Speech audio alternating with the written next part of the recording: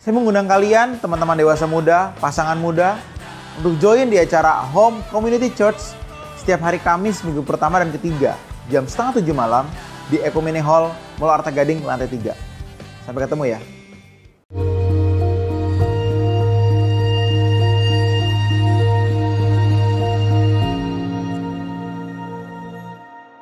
Salam saudara, kita kembali Abam, ini episode 704 dari wanita usia 23 tahun belum menikah di Jawa Timur. Saya sebelumnya bersyukur telah dapat bertemu khotbah Pak Eras di YouTube. Saya terberkati dari khotbah Pak Eras. Dulu saya belajar banyak tentang doktrin. Seringkali Pak Eras dikatakan sesat atau bidat oleh pendeta-pendeta. Dari saya belajar pengetahuan tentang doktrin ternyata tidak membuat hidup saya lebih kudus. Malah saya berpikir bahwa manusia masih bisa jatuh dalam dosa dan itu wajar. Dari situ saya malah menyepelekan dosa, Pak. Suatu hari teman saya menyarankan untuk mendengar Pak Eras. Saya sebelumnya berpikir bahwa ini pendeta sesat. Saya hanya mengiyakan saja, kemudian saya bergumul dan saya ambil keputusan untuk mendengar. Karena saya mempunyai pegangan yaitu Alkitab. Kemudian saya mencoba mendengar khotbah Pak Eras. Dan saya dipukul keras Pak Eras. Dan saya dipukul keras Pak saat mendengarnya. Ketika Pak Eras berkata, teologimu mempengaruhi kualitas hidupmu. Dari situ saya belajar banyak bahwa kebenaran yang sejati, yang membawa pada saat hidup kudus, dari situ saya berubah sedikit demi sedikit. Mulai ikut doa pagi walau kadang bolong-bolong Pak. Dan kehidupan saya mulai berubah sedikit demi sedikit. Yang saya mau tanyakan Pak, masturbasi tanpa membayangkan seks atau wanita apakah dosa? Soalnya pendeta Bu, salah seorang pendeta berkata tidak berdosa selama tidak fantasi. Oh ini pria ya, maaf bukan wanita, ini pria ya.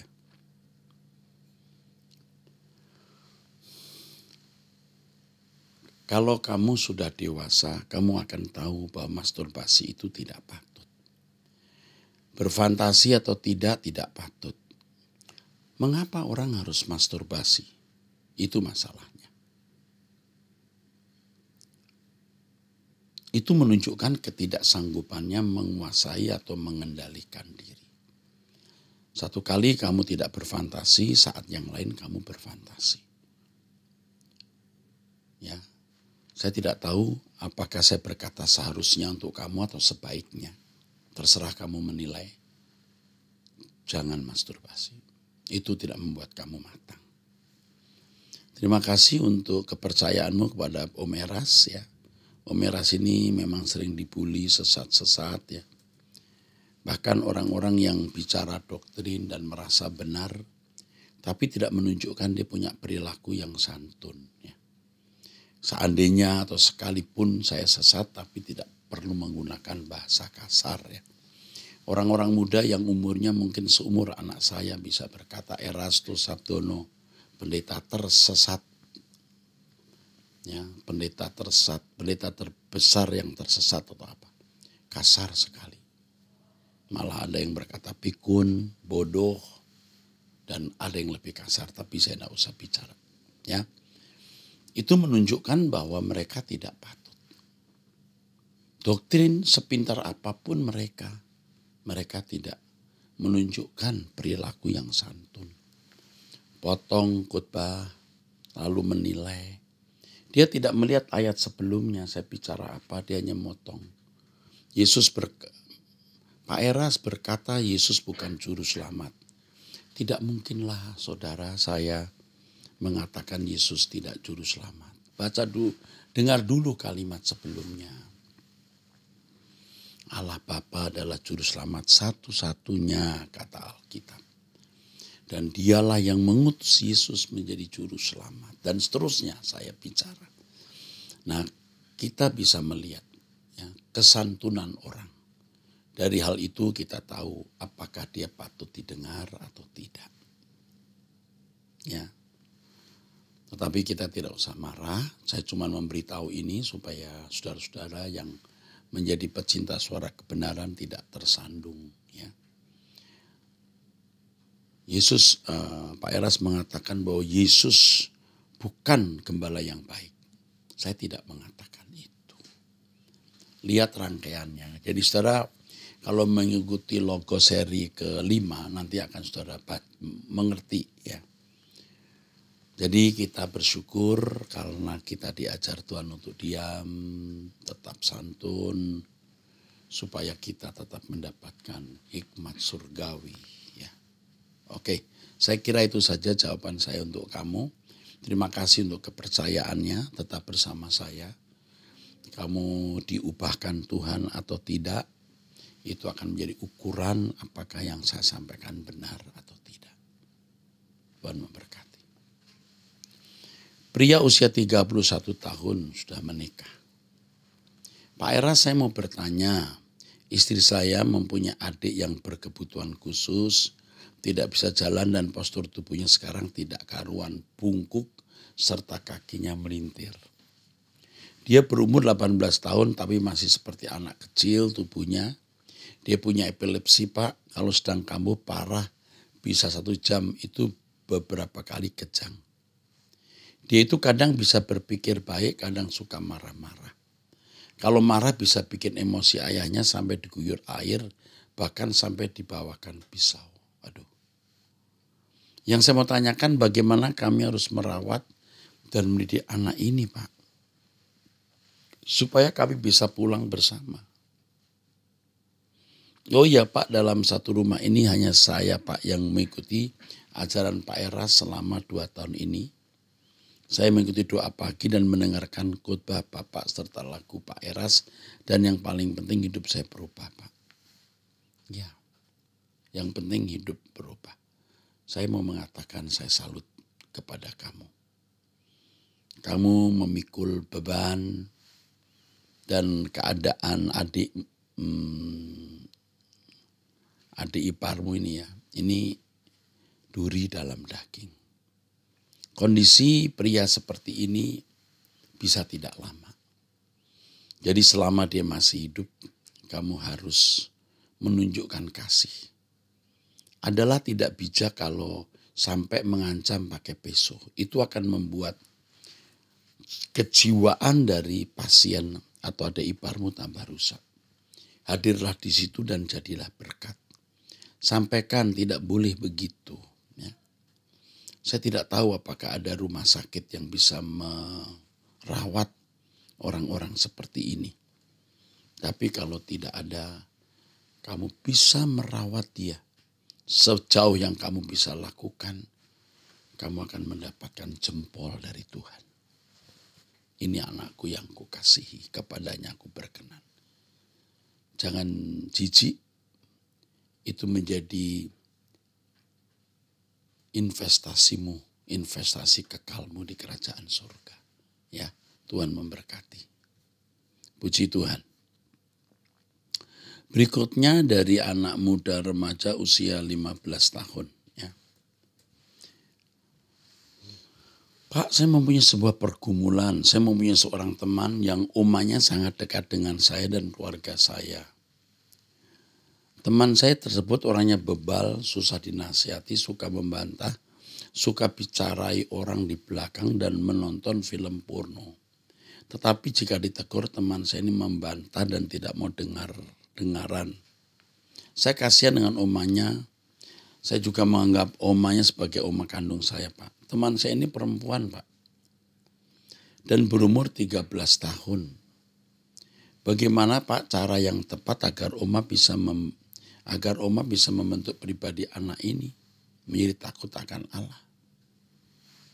Umurmu 15 tahun, temanmu 13 tahun, ini pacarmu atau tidak ya?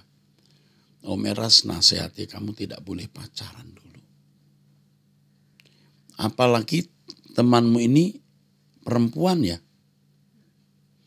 Nonton film porno, wah ini rusak loh akhlaknya. Ngeri kali. Kalau anak perempuan ini mau dikonseling, kamu kasih lagi pertanyaan ke abam. Nanti anak perempuan ini akan dikonseling, akan didampingi. Ya. Oma ini rasanya sudah sulit menghadapi anak ini. Sulit bukan berarti tidak bisa, Tapi kami bisa membantu. Kalau anak perempuan ini temanmu bisa atau mau dikonseling. Tapi sampaikan kepada Oma. Kata Om Eras, Oma ikut doa Om Eras setiap pagi jam 5 dan mendengarkan Truth ID, nanti Oma akan memiliki hikmat. Hikmat untuk mendidik si cucu. Itu saja. Ya, saya salut sama kamu, Nak. Dari wanita usia 61 tahun sudah menikah di Sydney. Salam, dapatkah ibadah raya yang ada itu ada terjemahan bahasa Inggrisnya? Aduh, ini udah sekian kali loh orang tanya.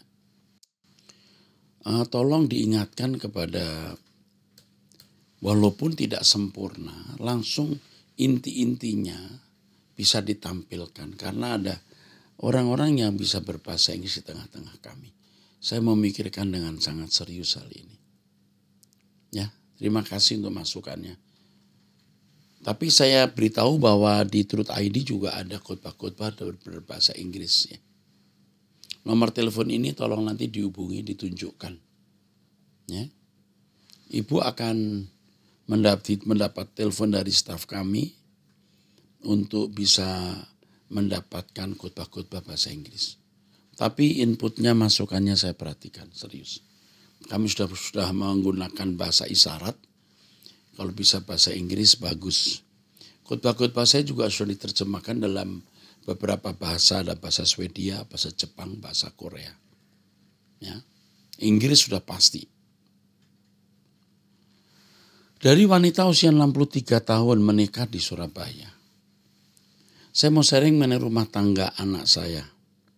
Mereka menikah 3 tahun yang lalu, dikaruniai 1 anak perempuan usia 15 bulan. Awal mereka pacaran, kemudian orang tuanya datang ke rumah untuk melamar dan membicarakan pernikahan. Dan disetujui bahwa mereka tinggal bersama saya. Oh iya, sebelum mereka menikah, menantu saya bekerja sebagai foto wedding. Lah saya pikirkan itu kerjaan gak tentu penghasilannya. Jadi saya bangunkan toko bangunan seperti saya. Sebelum mereka menikah, keluarganya sudah tidak menepati janji mengenai biaya, padahal mereka yang sedikit, kita yang banyak. Nah, sampai saat pernikahan ternyata mereka tidak mengeluarkan biaya 1 rupiah pun. Di sini saya tidak mempermasalahkan. Nah, yang jadi akar permasalahan ketika mereka jaga toko berdua, keuangan aman-aman saja karena anak saya juga ikut ke toko. Sampai pada saat anak saya hamil dan punya anak jadi nggak bisa ke toko. Keuangan nggak karuan, ternyata uangnya dipakai menantu saya yang salah satunya dikirimkan ke orang tuanya. Akhirnya mereka mengaku, orang tuanya juga mengaku. Singkat cerita, keuangan saya ketati dan suatu hari keluarganya telepon katanya besan saya masuk rumah sakit dan menantu saya pulang. Sebelum pulang ya nggak ada keributan apa-apa, cuman menantu saya mau bawa cucu saya. Dan kita keberatan karena cucu saya baru flu berat sampai diuap dan sakitnya sampai ganti 3 dokter. Kita berembuk kalau mau bawa cucu saya lain waktu karena baru sakit dan belum sembuh benar. Singkat cerita, menantu saya pulang dan sesampainya di rumah orang tuanya telepon mengatakan kalau nggak kembali lagi mau cerai. Saya sebagai orang tua harus bagaimana ya, secara saya tahu Tuhan benci perceraian. Ini sudah berjalan hampir 2 bulan. Juga tidak pernah menjenguk anaknya apalagi nafkah. Mohon penjelasannya Pak Erastus, maaf terlalu panjang, terima kasih. Anak saya perempuan Pak, mereka menikah juga pemberkatan dan melalui konseling gereja. Anak saya pelayanan sekolah minggu sampai hari ini.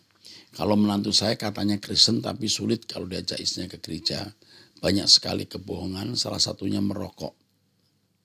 Setelah menikah saya melihat banyak kebohongan sifatnya. Bu, ibu jangan mengharap suami ini balik lagi ke rumah. Mahal harganya. Selain tidak dewasa, pria ini pria yang menggampangkan masalah, kurang tekun bekerja. Ya, walaupun bisa bekerja, tapi tidak tekun sekali. Tetapi masalahnya, dia membahayakan. Ketika mau membawa cucu, dia sudah merencanakan mau menculik itu. Mungkin. Artinya dia bisa bawa cucu dan tidak bisa balik. Mungkin. Jadi ibu berdoa saja. Tidak usah meratapi apa yang terjadi. Sebelum keadaan lebih parah menimpa anak gadismu, lebih baik tanpa suami tapi aman. Itu saja nasihat saya. Digantung saja. Anggaplah mimpi buruk, tapi ibu masih punya anak perempuan yang sehat dan cucu yang juga baik. Oke, Tuhan memberkati. Saya ikut bersedih karena saya juga punya anak perempuan. Tetapi Tuhan akan membela ibu kalau ibu hidup dalam kekudusan, menjadi anak kesukaan Allah dan menjadi kekasihnya. Itu saja. Biarkan Bu, nggak usah dicari, nggak usah ditelepon. Kalau dia mau benar, dia akan datang dan bertobat. Dari cara dia menggunakan uang untuk keluarga, itu bohong. Itu jahat. Dikasih hati malah minta rempelah. Itu. Ya. Oke, cukup. Dari wanita usia 36 tahun belum menikah, Lampung Utara.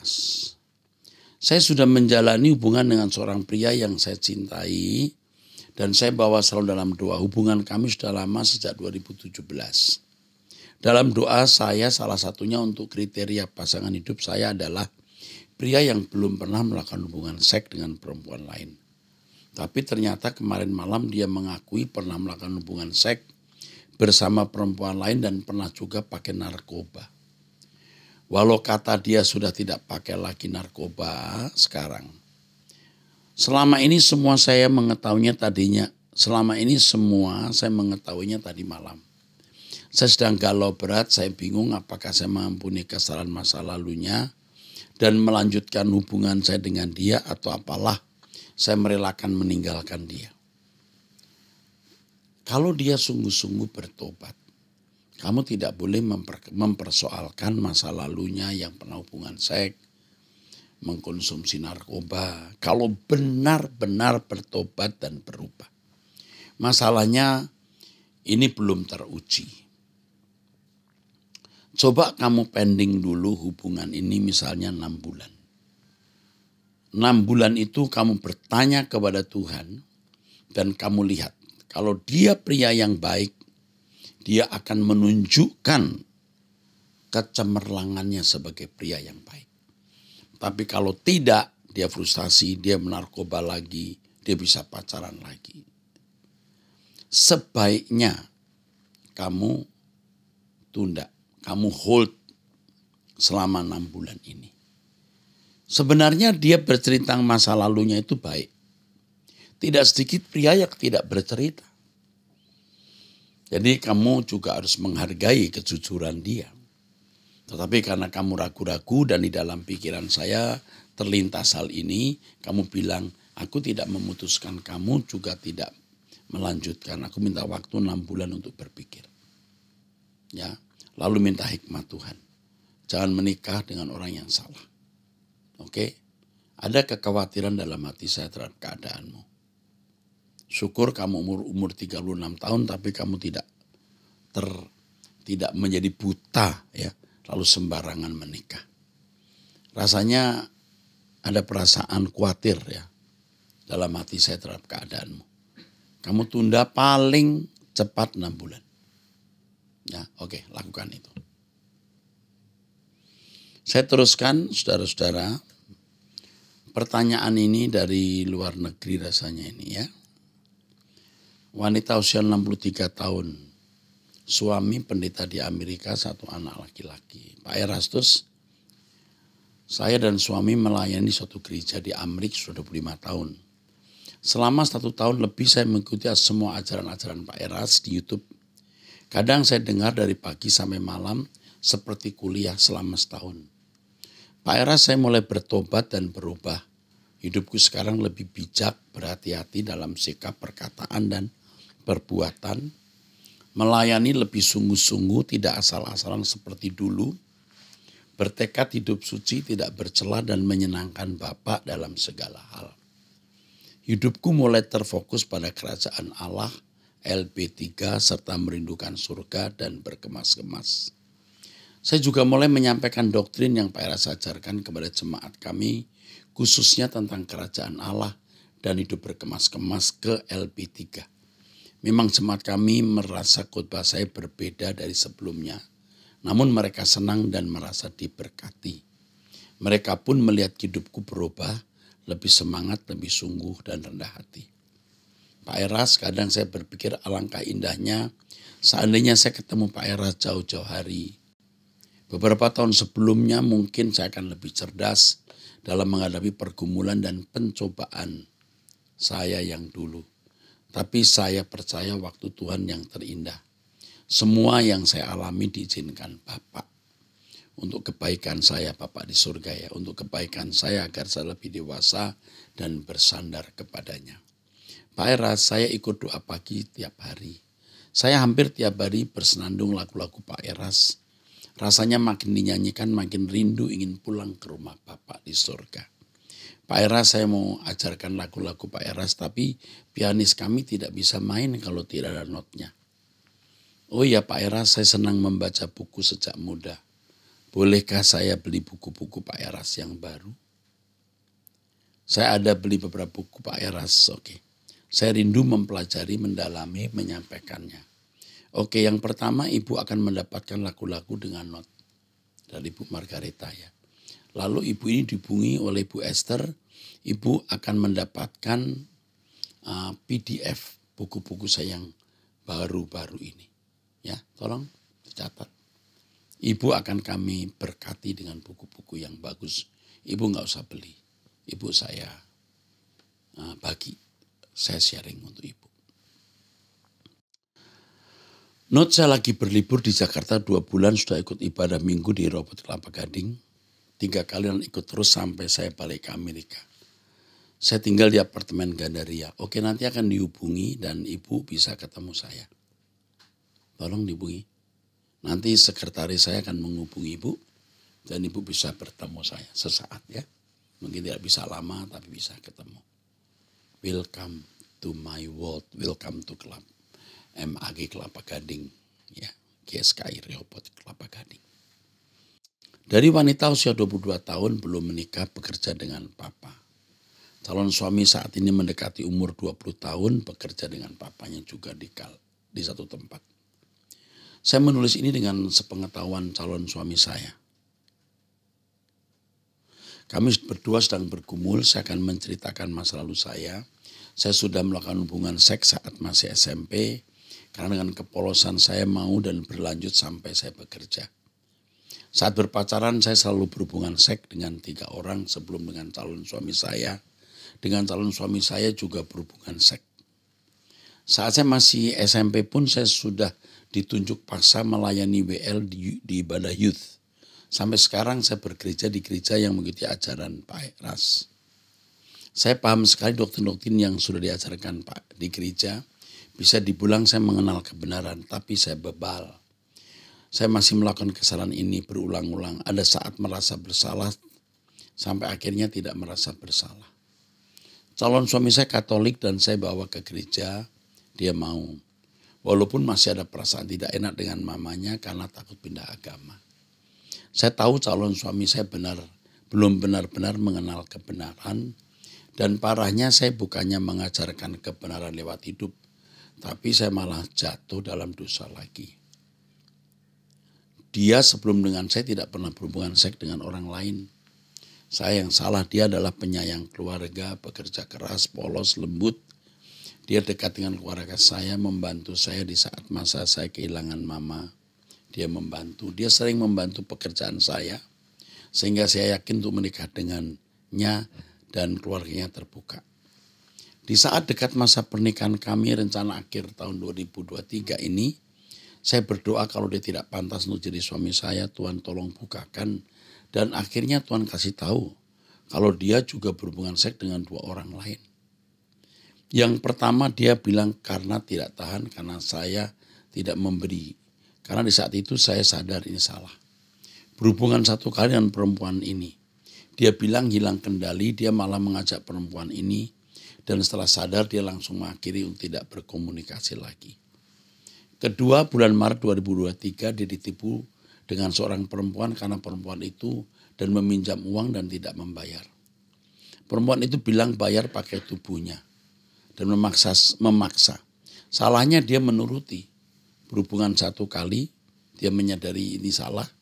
Dia sadar mulai menyukai perempuan lain. Awalnya dia niat untuk membantu perempuan ini. Dia juga tidak berniat selingkuh. Perempuan ini sering meminjam uang, akhirnya setelah dia sadar bahwa ini salah. Besoknya ketahuan dia kenal perempuan ini karena perempuan ini mengaku sebagai sales motor dan meminta nomornya, chat dengan perempuan ini hanya seminggu. Dia juga bilang rupanya tidak ada kepuasan seks jika tidak dengan rasa cinta. Dan dia melakukannya, dia bilang dengan keterpaksaan. Dia menutupi ini semua, dia berbohong. Dia benar-benar takut saya putus dengan dia. Saya tanya berulang-ulang sampai akhirnya dia jujur dengan saya. Dia ceritakan semuanya. Saya tahu kesalahan saya sering marah, sering egois sehingga akhirnya dia mendam hal-hal kecil, takut membuat saya marah. Saya kecewa, saya tidak menyangka akan terjadi seperti ini. Saya benar-benar ingin putus. Saya sampai ke Jakarta 2 minggu karena saudara-saudara saya meminta agar melupakan dia. Saya tahu bahwa dia tidak sejahat itu karena salah saya juga. Kami masih berhubungan pacaran tapi sudah tidak mau berhubungan seks lagi. Saya benar-benar ingin berubah bersamanya. Dari masalah ini saya dapat, ini loh yang terjadi kalau saya jauh dari Bapak di surga. Ini terjadi karena saya terlalu berharap dengan manusia. Saya langsung sadar Bapak di surga sangat baik. Udah bukakan, inilah dia. Tapi dia benar-benar tidak mau putusin dari saya. Dia mengakui walaupun kami bergereja yang mengajarkan kebenaran, kami belum bersungguh-sungguh, kami hanya menjalankan rutinitas gereja, doa sebentar, baca Alkitab. Dia sadar dan saat ini pun dia mulai mau berdoa sungguh-sungguh, baca Alkitab. Dan ikut doa pagi walaupun dalam keadaan ngantuk. Saya bingung Pak, apakah yang Pak Bapak di surga mau beritahu dengan masalah ini. Saya meminta saran dari saudara, mereka bilang untuk menunda pernikahan. Kalau Papa saya bilang terserah saya. Dan Papa bilang dia untuk jangan ulangi lagi. Dia juga sampai meminta maaf ke semua saudara saya dan Papa saya. Dia, pacar ini ingin rencana kami dilanjutkan. Dia bilang benar-benar ingin berubah. Dia menangis setiap hari karena menyesal 2 bulan ini. Saya sudah bicarakan dengan orang tua, mereka juga kecewa. Saya sampai bilang mau batalkan pernikahan. Oke. Saya sadar saya juga harus menerima kesalahan dia. Oke, gini nak. Umurmu 22 tahun, dia baru 20 tahun. Kamu harus tunda pernikahanmu. Kamu akan menyesal kalau tetap melanjutkan pernikahan ini. Kamu tunda 3 tahun. 3 tahun. Paling cepat 2 tahun. Selama itu kamu baru tahu siapa dia. Kalau kamu masih nekat menikah tahun ini, tahun 2023, kamu akan menyesal. Kamu sendiri masih rapuh. Emosimu tidak stabil. Dan dia belum dewasa mental dan sama sekali belum dewasa rohani. Jadi mutlak jawaban saya, tunda 3 tahun. Mungkin kamu gak menikah dengan dia. Selama 3 tahun kalau ternyata dia menyimpang, nah itu bukan suamimu. Ujian 3 tahun. Ingat, jangan menikah tahun ini. 3 tahun kamu baru menikah. Kalau kamu tidak nurut ucapan Om Meras, kamu akan menyesal. Oke, sampai jumpa di episode yang akan datang. Tuhan memberkati.